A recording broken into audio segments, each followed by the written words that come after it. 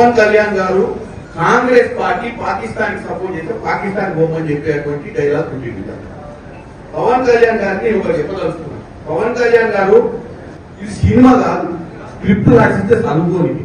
ఎవడో స్క్రిప్ట్ రాసిస్తే చదువుడు, లేకపోతే ప్రధానమంత్రి కృషి చేయాలనుకుంటే ఇంకేదైనా ప్లాట్ఫామ్ మీద పోయి రాజకీయాలు బంద్ చేసి సినిమా తీసి నంగనారావు తీసినట్టు రెండు సినిమాలు తీసి ఆయన ప్రసన్నం చేస్తారు.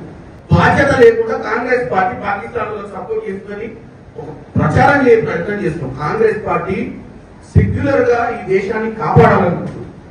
పాకిస్తాన్ ఇక్కడ ఉన్నటువంటి కుల మతాలకు అతీతంగా కాంగ్రెస్ పార్టీ అందరినీ ఒక పట్టున బతికేయాలనుకుంటుంది. పవన్ కళ్యాణ్ గారు మీ నాయకుడు ఎవరైతే ప్రసన్నం చేస్తున్నారో నరేంద్ర మోడీ లెక్క కుల మతాల మధ్యన చిచ్చు పెట్టే ప్రయత్నం చేస్తలేదు.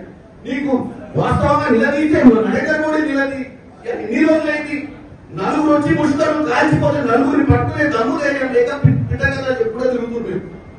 ఏం ఇంటెలిజెన్స్ నడుస్తుంది దేశంలో?